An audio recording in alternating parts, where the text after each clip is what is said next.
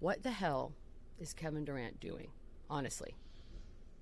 Let me see if I can sway you on this. I think Kevin Durant, I think this last move was a kind of brilliant move. The ultimatum move. Because I think it's the only, because I don't think, here's the thing. I don't think he necessarily even wants Nash fired. I think Nash is his friend. I think he believes Brooklyn was considering keeping him. And now he made that untenable. I think he went there and said, fire these guys and I'll stay. Knowing Joe Tsai's not firing them. Right. But also knowing once I leak that, you can't then ask these guys to work with me. So I have now handcuffed your ability to keep me. Because you can't say you respect Nash as a coach, you being Joe Tsai, and then tell him to coach me when I said I only want to be here if he's gone. I wouldn't even be shocked. Again, this is just wild speculation. If he gave Nash a heads up, I was going to like, ask hey, you. buddy, you're gonna hear some things. It's not personal. It's business, and I want out of here. And that, it seems like they're not going to trade me. And now I feel like they have to trade him, Michelle. I don't think you can run it back. Like what? So what? Now they have to trade you. They're not getting what they want. So I wouldn't trade him. I don't care. I'm going to be like, look, you need to just man up and stop being a baby. And it's going to be awkward. And maybe we all need to have like a couple drinks together and hash it out. But like, let me ask you this. Let's just say that that is true, right? And he goes to Nash before and he's like, look, dude, we're boys. Like, I'm just going to warn you. I'm about to say some stuff. It's crazy. Just go with it. Okay. Would you be cool with any of this? Because publicly, it is quite humiliating. If I'm Steve Nash? Yeah. Well, if I'm Steve Nash, I don't love it, but I'm also like, yeah, boy, no one wanted to make me a head coach, and I got to be one of the highest paid head coaches because you told them to hire me. So I guess this goes with the this kind of comes with the territory of I got this job because you said that you and Kyrie said to hire me. Steve Nash, I know everybody loves him, has done a miserable job as a head coach. Yeah, I'm sure he's a great guy. Speaking of tennis, I hear he's an awesome tennis player. He is not a good NBA basketball head coach. And there's no reason to expect he would have been. He has no training, and he did an internship with the Warriors, and that's it. And so, yeah, I understand that this is, in the short term, a bad look for Durant. Sure. But in the long view, this is the best possible outcome for the NBA. And here's why, Michelle. The Nets are not a contender. No. They never have been. They never will be.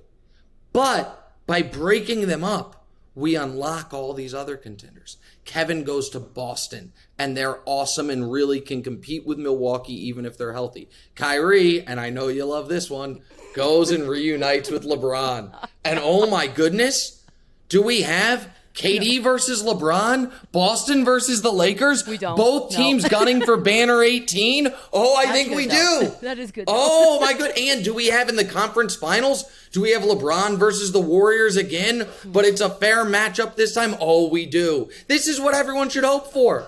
It's the best case scenario for the NBA. Okay, so I love it. Do you think realistically now that they pull off this trade? And is it Boston? Like, it's only Boston. Or do you think the Raptors are still in this at all? No, I don't think the Raptors are in it. Because even if they would include Scotty Barnes, what is very clear is you only want to trade for Durant if A, he wants to be there in some capacity, and B, you can win a championship. And the Raptors would have to trade Scotty Barnes and either Siakam or Fred VanVleet, whomever. Whomever is left over, it would be the worst team Kevin Durant has played on since he was on the Sonics. God, that'd be awesome.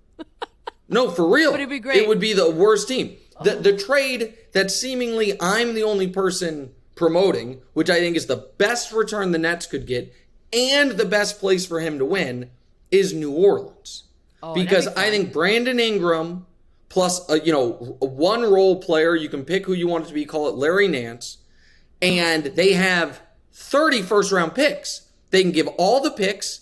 I think Ingram's a better player than Jaylen Brown, so you get the young all-star, all the picks, and KD is your number one option, Zion is your number two option, and CJ McCollum is an overqualified third option. I'm watching. That team can win right now. No, I'm watching. And so, and by the way, Willie Green coached with the Warriors, and he and Durant have a good relationship.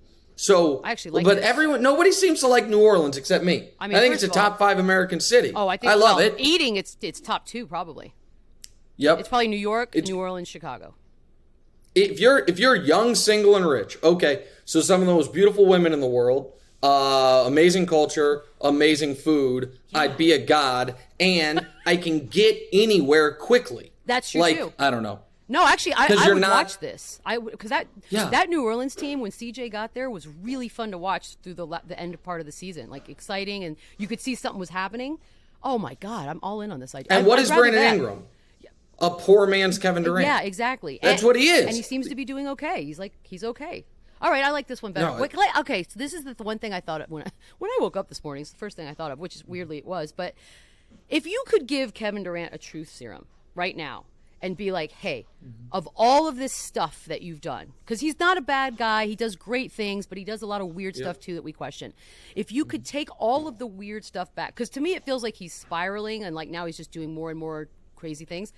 Do you think he would do it all differently, or do you think he would do exactly what he's done with these sort of bizarro world? No, I think there's 2 like fork in the road moments for KD that I think at the very least he would ponder long and hard over. The first one is going to the Warriors. We don't have to relitigate that. Right. But what I think is missed in how we discuss that is people were not upset or would not have been nearly as upset with him leaving Oklahoma City if he had gone literally to any other team in the league except for Cleveland. You know, he couldn't join LeBron, obviously. But anyone else, if he had done anything else, the blowback wouldn't have been there. And I think the next real question, and this is where, and I don't know Kevin personally. Yeah. So I don't know. This is just, if I were him, which is a dangerous thing to do. The next one is, should I have, and the answer to this on a logical level is obviously no. But should I have, teamed up with Kyrie? Or did I get intoxicated by the talent and not look at the reality of it? I don't think he regrets leaving the Warriors. And I think one of the most unfair things the media has done over the last 18 months, particularly the last few months, is have this take. Why'd Katie ever leave the Warriors? That was stupid. And it's like, hey, you know why? Because we in the media shit on him for 3 years for going there. Yeah. We all, and I'm speaking, I shouldn't speak for you, but a lot of us said, I don't care if you win 8 straight championships. I don't care how many shots you hit in LeBron's face. All the rings count for 10 cents on the dollar. So win 10 of them and you get one of them. Everyone said that. And so, and then he leaves and everyone's like, oh boy.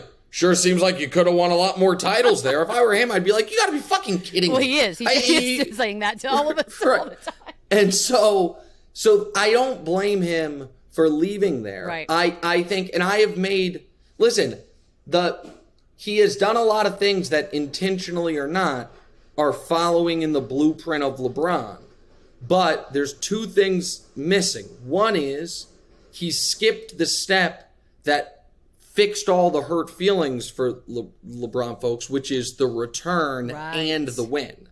So like if KD got, is traded to Oklahoma City, who by the way, I'm just going to draw a few parallels. The Cleveland Cavaliers had an, all-star caliber point guard who'd never played in a big game. The Oklahoma City of Shai Gilgeous-Alexander. The Cleveland Cavaliers had a top 2 pick who they could have either kept or traded for an all-star. Oklahoma City as Chet Holmgren. And they have all the assets to make the trade, but he doesn't seem to want to go back there. If KD had done that, then he's allowed to do, and of course he's allowed to do anything he wants, but the media then you know what I mean? Gives him a pass on it. The other thing that KD had some very interesting tweets about a month ago when he was talked about leadership. And he basically argued, being a leader is not my job. It is the coach's job. My job is to go kick ass on the basketball court. And it feels odd for me to say KD doesn't understand this about sports, but don't take my word for it. Just take the word of almost any other all-time great athlete, they will tell you that is not true. That the leadership must come from someone who is a, top-level player on a team. And that is one thing that, for all the criticisms or foibles one LeBron has, what no one can deny is, for good or for bad, he has been the unquestioned leader and heartbeat of every team he's been on, and he gets guys to fall in line. And so, and Katie looks at it as, I think, as my job's out here to go out and score the easiest 30 anyone's ever scored. And if that's not enough, then that's a you guys problem. And I kind of understand where he's coming from, but it's one of the reasons why he hasn't won as much as he probably should have. And it's also interesting coming from him because we all know, we're very aware now of his business acumen and what he's trying to do off the court. And I mean, a lot of that is leadership. Like it is part of, if you want to do great things, you have to step up. And I'll be curious to see 10, 15 years from now as a businessman, if he changes his mind on what makes a leader or who's a leader, who's supposed to be a leader. But hey, look, it could change in 10 minutes. He might get what he wants in 10 minutes. I just find it all amazingly dramatic. Where do you want him to go? Or you want him to stay? I think he gets stuck there. I just feel like he's not going anywhere, and then it's just going to make for the biggest distraction, every game. Oh, God, awful. See, that's why I don't think it happens, I don't think the Nets can look themselves in the mirror and say, oh, yeah, we can overcome this and win a championship. Oh, no. And if you can't win a championship with it this year, then this is the last chance you have to get anything back for Kyrie. You need draft picks. And the older Kevin Durant gets, True. And the less years left on the contract, the more of a depreciating asset he becomes. Yeah. And so it'd be one thing if they had reason to believe, gut it out and win the title. But this team was 16 wins away from winning a title. Their additions are Ben Simmons, Royce O'Neal, and TJ Warren. That threesome wouldn't win the big three, much less be enough to put you over the top for a championship. I know, but an ultimatum, if I'm Joe Tsai, I hate ultimatums. You present me with an ultimatum, I will 100% do exactly what you don't want. That's why I feel like he's put a lot of grown-ass men with egos in a bad situation. And so nobody really wins. It's just, either I give in and you get your way, which I don't want to do, or I don't give in and you don't get your way and we lose anyway. So it's just a shit sandwich is what it is. He's really, really muddied this one up. But we'll see. I'm glad I'm not them because I'm too stubborn. I'd be like, I'll just tank this whole team just out of spite. But I guess the flip side to that is they tried to. The NBA is not the real world, right? Yeah. It is an odd spot where contracts matter until they don't. Yeah. And owners are on almost equal footing with a few select employees across the league. And they had every single person following basketball, casually or hardcore, if they were asked, hey, would you give Kyrie 4 years of max money, would say, of course not. If someone said, has Kyrie earned 4 years of max money? Of course not. With all that said, if they had done that, they still have a team. If they had acted, when they initially assigned Kyrie, they looked at it as, okay, maybe we want Kyrie, maybe we don't, but it comes with Kevin Durant, so it's a no-brainer. Right. They miscalculated that if we torch our relationship with Kyrie, it torches our relationship with Durant. And then all of a sudden, we are Ben Simmons' team. So I think that they mismanaged that. And I also think that it is very difficult to go from Katie and Kyrie run the team. You don't want Atkinson, he's gone. You want DeAndre, no problem. You want us to trade everyone for Harden, we'll do it. You want us to change our stance on the vaccine, whether you're going to be a part-time player, deal. We'll do all of it. And then all of a sudden, come in and be like, we're changing the culture and taking our organization back, and you're going to be on a prove-it deal. Those guys, like I am in my household, my wife's the disciplinarian. I'm the kind of, the good cop, Yeah. if you will. Yeah, sure. So there's a couple elements to that, in addition to the fact that it irritates the hell out of my wife. One is, if I raise my voice even a tiny bit, my kids react like I struck them. Why are you yelling at me? I'm like, you got to be kidding me. But because it's not what they recognize from me. And the other thing is, when I try to get stern, no matter what voice I use, I think when I leave the room, they're like, Daddy doesn't give it time. And so I think that you can't be that, that type of team with these guys for years and then all of a sudden abruptly shift course when clearly at the end of the year, Kyrie thought he gave himself a promotion at the end of the year. He said he, Sean, Katie, and Joe are going to sit down and build the roster. And they're like, buddy, that negotiation with yourself is not going to go well. It is a hot ass mess.